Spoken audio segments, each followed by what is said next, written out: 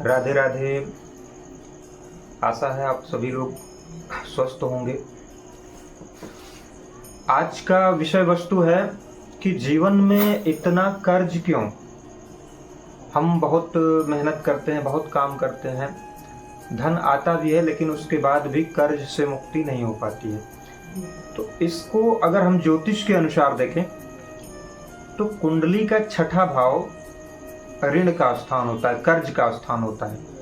कुंडली का 11वां भाव आय का स्थान होता है और कुंडली का 12वां भाव व्यय का स्थान होता है। जब भी जन्म कुंडली में आपके आय के स्थान से व्यय का स्थान अगर मजबूत होगा तो हमेशा जितनी आपकी आय होगी उससे ज्यादा आपका खर्च होगा।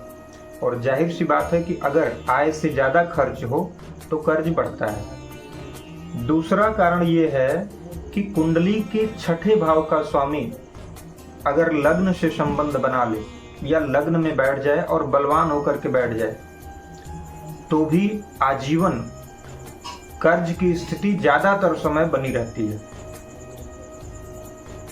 कुंडली में काल पुरुष के अनुसार अगर देखें, काल पुरुष की कुंडली के अनुसार छठे भाव का स्वामी बुध होता है।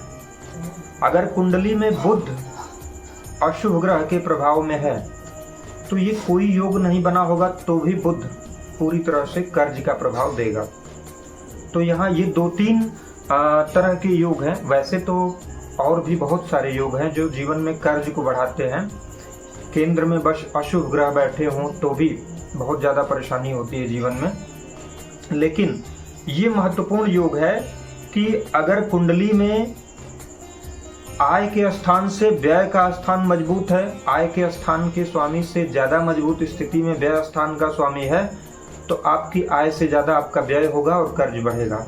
अगर लग्न से ज़्यादा मजबूत छठा भाव हो रहा है, कर्ज का भाव हो रहा है तो भी जीवन में कर्ज बढ़ेगा।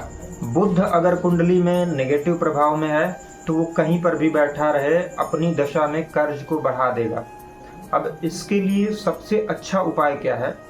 सबसे अच्छा उपाय तो ये है कि बुध को हमें हमेशा पॉजिटिव रखना चाहिए। और अगर हम अपने ग्रंथ के अनुसार शास्त्र सम्मत उपाय बताएं तो बुध को पॉजिटिव रखने के लिए सबसे अच्छा उपाय होता है विष्णु सहस्त्र नाम का पाठ करना। अगर हम रेगुलर पूरी श्रद्धा के साथ विष्णु सहस्त्र नाम का पाठ करें तो निश्चित रूप से हमारे जीवन में जो कर्ज की बढ़ोतरी है वो रुक जाएगी। हमारे कर्ज धीरे धीरे समाप्त होने लगेंगे। और बाकी हमें ये देखना होगा कि किस ग्रह की अंतर्दशा चल रही है। अगर कुंडली में 12वें भाव के स्वामी की अंतर्दशा चल रही है, छठे भाव के स्वामी की अंतर्दशा चल रही है तो वो अपनी दशा में कर्ज में वृद्धि करेंगे। तब उस समय हमें जो भी ग्रह आपकी कुंडली में छठे भाव का स्वामी है या 12वें भाव का स्वामी है उसका उपाय करने से उस ग्रह से संबंधित उपाय होगा। अब उस ग्रह के वैदिक मंत्र के जाप के द्वारा हो या उस ग्रह के अधिपति देवता की पूजा पाठ करने से उसका प्रभाव शांत होता है। तो इस तरह से हम ज्योतिष के द्वारा मार्गदर्शन लेकर के अगर हमारे जीवन में कर्ज से रिलेटेड बहुत अधिक परेशानी है तो कहीं न कहीं उससे मुक्ति पा सकते हैं। धन्यवाद। राधे राधे।